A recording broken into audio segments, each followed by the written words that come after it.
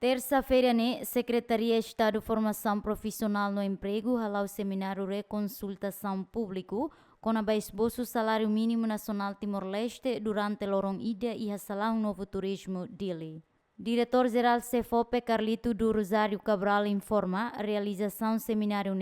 atu justifica o diretan apreciação no belehetan aprovação do Conselho Ministro com a salário mínimo. CEFOPE organiza programa reconsultação público com a salário mínimo nebe tohin loron se pendente ela também que orientação do Excelência Secretário de Estado CEFOPE orienta mais Direção Nacional de Relação do Trabalho organiza reconsultação público com ideias Roma, Hanoi Roma, salário mínimo não é itabele reforça tan informação Roma, gari que há tempo badak, Conselho Ministro orienta gari que a minha tuba apresenta fila fali, a minha tem que há informação Roma relevante sobre salário mínimo, não é bele justifica, e a Conselho Ministro não é bele retan apreciação no gari retan aprovação do Conselho Ministro com a base salário mínimo. Aí hanesan orador, liliu o Ministério de Finanças, o MCI, CEFOPE RASIC, estatística, se for Hanoi Roma com a situação real, não é caric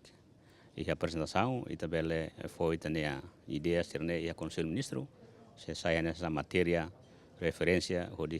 de decisão Roma. E a Fatin Hanesan, presidente da Confederação Sindicato Timor-Leste Hateten, seminário realiza o de Bele Manang e Mahoto ni Hanoi positivo ba a revisão salário mínimo Tambah sira laos mesak, trabalhador laos mesak, ni dependente, Hanesa ni uan, ni fen, nebe que depende ba ni resultado salário nebe maka ni serviço tambah maka